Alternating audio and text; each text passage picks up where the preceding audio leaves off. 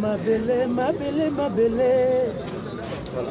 Toi personnellement, comment faut-il honorer Papa Lutumba? Ngai na honorer juste dans l'Oembo. Et puis na dit que nazana studio, nazana le bombo ya ba musicien na ngai. Oyo ezobima na mime. Et puis na kati album wana na pensaki titre moko ya Papa Lutumba Yakala on a besoin que ça un album Yago. Voilà. Et bien mon ko ba musicien beso compter ko landa lo polo ya Lutumba na makambo to asala na mokili. En tout cas surtout le biko landa likola moto balanda rati. Au moins exemple sur le bilo kolo ya zaye Lutumba aza Lutumba. Biso toza biso ye ayaki na conduite na ye na vision na ye yango ekomisie ti na moment oyo nzambe azwi alors so tolobi ke tolanda ye ezala mwa pasi loba exemple na ye asali succès sans que créer babeuse sans que afinga sans que aboya asali succès na respect naturellement tout oyo aloba na banzembo lelo ekokisami même na liwa na ye na makambo aloba et salami parce que nous sommes de petits dieux. Il faut savoir une chose parce que Papa Simaro Lutumba a binisi pas façonné d'artiste mingi. Surtout ba Femadilu, et la banzembo emba Lutumba et Zalaye.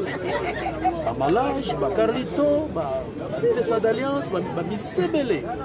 Le truc qu'on a un exemple, il y a conduite artistiquement. À qui problématique constituelle, il y a mon loyo.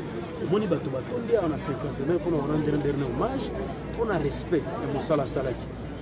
Lelo biso artiste émissaire to mi osala effort ya ko éviter style à ba base. Pour oyeba, on nzembo ne sala succès, il faut finga, il faut boya, il faut créer ba base pour bato ba découvrir. Or Nathan na ba période de Papa Lutumba elle est bongoté. A komaga nzembo à façonner artiste et ça lui fait succès naturellement. Exemple de Rwanda Nangwana et comme Sabiso, Tina ba âge Papa Lutumba ba. Mot pour famille, mot de la fin pour la famille. En tout cas, nous souhaitons mes condoléances la famille à Papa Lutumba et surtout la famille Bana OK.